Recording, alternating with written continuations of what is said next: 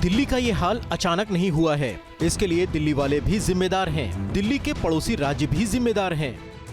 दिल्ली में पोल्यूशन का लेवल 400 को पार कर गया है। आसान शब्दों में कहें तो ऐसी हवा में सांस लेने का मतलब होता है 25 से 30 सिगरेट पी लेना। दिल्ली पर छाए इस संकट को देखते हुए आज से ग्रैब 3 के प्रतिबंध लागू कर दिए गए हैं। इसके तहत ऐसी सभी गतिविधियों पर रोक लगा दी गई है जो प्रदूषण फैलाने में अहम कारक होते हैं।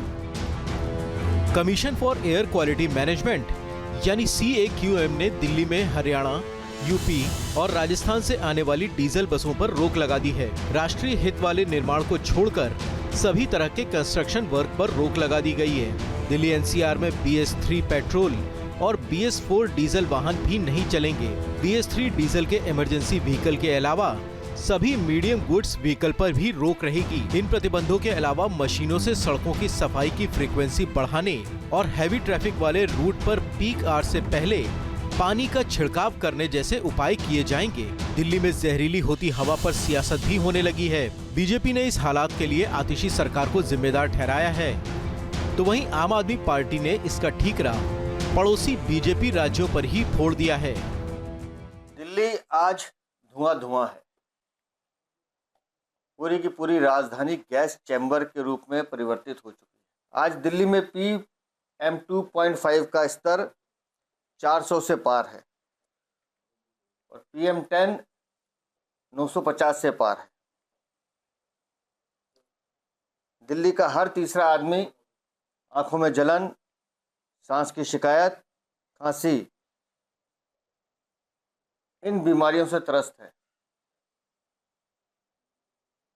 लेकिन दिल्ली की सरकार सिर्फ कोरी बयानबाजी, विज्ञापनबाजी और झूठे प्रचार में मस्त है। पहले दिन से मैं कहता हूं कि जो दिल्ली के अंदर प्रदूषण की स्थिति है, दिल्ली 24 घंटे काम कर रही है दिल्ली के लोगों के साथ मिलकर के, लेकिन केंद्र सरकार को नेतृत्व लेकर के NCR के राज्यों में जितने एरियाज हैं, NCR के बाहर जो सराउंडिंग डिस्ट्रिक्ट्स हैं, इनका एक ज्वाइंट एक्शन प्लान बनाना पड़ेगा।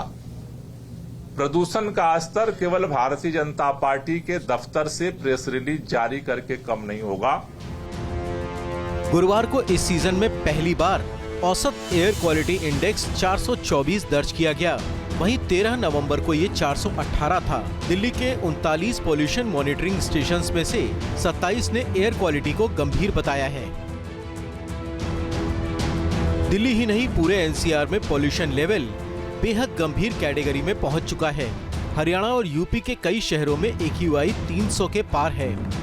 यहाँ हमें ये समझने की जरूरत है कि AQI यानी हवा की गुणवत्ता का स्तर सिर्फ एक नंबर नहीं है, हमारी सांसों पर मंडराते एक बड़े खतरे से अलर्ट करने का एक जरिया है, जिसे अगर हम सही समय पर नहीं कंट्रोल कर पाए, इससे सावधान नहीं रहे, तो हम में से हर एक सांस से लेकर फेफड़ों तक कई तरह की बीमारियों का शिकार हो जाएगा। AQI एक तरह का थर्मामीटर है जो प्रदूषण मापने का काम करता है।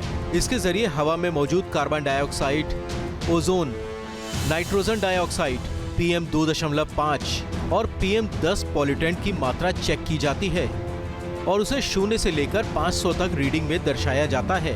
हवा में पॉल्यूटेंट्स यानी प्रदूषित कणों की मात्रा जितनी ज्यादा होगी, AQI का स्तर उतना ज्यादा होगा। जितना ज्यादा AQI उतनी खतरनाक हवा। 200 से 300 के बीच AQI खराब माना जाता है, लेकिन अभी हालात ये हैं कि दिल्ली में औसत AQI लेवल 425 को पार कर चुका है। 22 अक्टूबर को दूसरे चरण की पाबंदी लागू हुई थी, लेकिन ये पाबंदियां भी सिर्फ कागजों पर ही नजर आईं। प्रदूषण से कहीं भी राहत नहीं मिली। अब आज से तीसरे फेज के प्रतिबंध लागू कर दिए गए हैं। प्रदूषण के इस खतरनाक लेवल को देखते हुए दिल्ली सरकार ने 5वीं तक के बच्चों की ऑनलाइन क्लासेस के निर्देश दिए हैं।